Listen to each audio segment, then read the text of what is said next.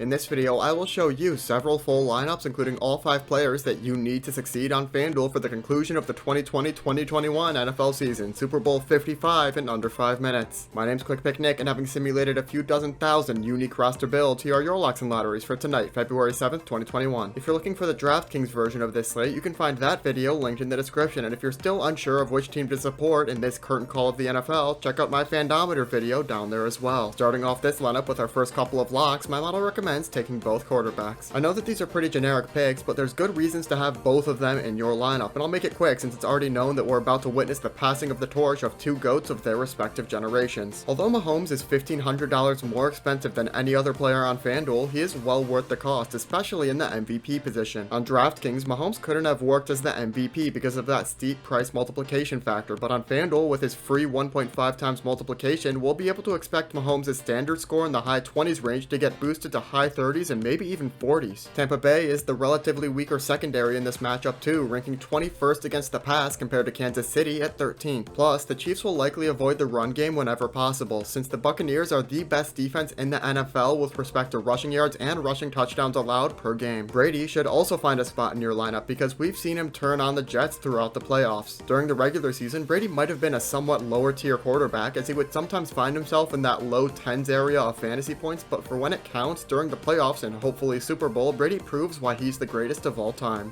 Compared to the regular season, Brady has been playing at a much higher level, averaging nearly 22 fantasy points per game against playoff caliber teams, including the Saints' 6th ranked defense against fantasy quarterbacks and Washington's 5th ranked defense. Brady's lowest performance of his 3 playoff games came just last week, still at above 20 fantasy points, so at $15,000 on FanDuel, that's a cost I'm willing to pay for what's shaping up to be a fireworks show through the air. For the 3 lotteries, there are a few different builds I liked, so I'll share the good ones here. The first included Mike Evans, Antonio Brown, and Sammy Watkins. As the cheaper of the Godwin-Evans duo, it seems like Evans is the better choice tonight, at least for FanDuel. Even though Godwin typically gets more attention overall, averaging 7.5 targets compared to Evans' 6.8 targets per game, Evans is the go-to in the red zone and end zone, averaging 0.8 touchdowns per game versus Godwin's 0.5. Plus, Evans is the odds-on favorite to score a touchdown for the Buccaneers on most sportsbooks. With a half PPR format, I'll take the higher chance at a touchdown with Evans over the higher chance of more receptions with Godwin. Brown, on the other hand, has a good shot at doing both. Before his injury, Brown was looking like his former Steelers self, averaging over 18.5 fantasy points per game in the 4 games before he got hurt. In all 4 of those contests, Brown scored a touchdown and averaged 7.7 targets per game, surpassing both Evans and Godwin in those respective categories. If he's able to suit up and play at full capacity without limitation, $9,500 is a very generous price tag considering his huge potential and high ceiling. The Watkins pick is similar to Brown but at a lesser scale, which is expected for $2,000 less. Before Watkins got hurt, he was averaging about 6.5 fantasy points per game, which isn't anything to write home about, but as a cheaper option than the kickers, he's got a solid enough base that he will probably score at least 6 or 7 points, but also the potential to score a touchdown and get those extra points needed to climb the leaderboard. For the second combination, the first of this trio will have you making a choice between Travis Kelce or Tyreek Hill, with the remaining 2 slots filled by Rob Gronkowski and Sammy Watkins. For the Chiefs, Kelce is basically their reliable every down kind of target and will build his points from a lot of receptions throughout the game, whereas Hill is their down the field target who might not get as many receptions but could get a few 50+ yarders during the night, maybe including a touchdown or 2, so it's a matter of which statistic you have more faith in. You could take Kelce's 12 targets per game over the past 6 weeks without ever falling below 10 targets during that span, or Hill's 141 yards per game over the past 2 weeks. It's up to you, and the $500 difference doesn't make any difference for upgrades in the rest of the lineup. Gronkowski, on the other hand, has had flashes of greatness throughout 2020 but has often been overlooked as a blocking tight end for most of the year. In the Super Bowl though, I wouldn't count Gronk out, and at $6,500 on FanDuel, he's cheap enough such that even if he only scores a few points, we'll make up that deficit in our other 3 bigger players. If you're not sold on the Gronk and Watkins combo, you could change it out for Demarcus Robinson and one of the kickers. While Robinson had a tough outing against the Browns and then found himself on the COVID-19 list and then will be competing with Watkins for touches, he has still had a few good games recently, including 8.8 in the regular season finale and 9.9 the week before that. Plus, at $5,500, you can get a kicker of your choice, which would be a more reliable pick with both a moderate floor and ceiling at around 8 to 9 fantasy points. Anyways, all 3 of these lineups are shaping up to be competitive, and I hope they serve you well in the last fantasy lineup of the 2020 NFL season. This has been Quick Pick Nick, the intersection for sports, data analysis, and speed. Thanks for watching.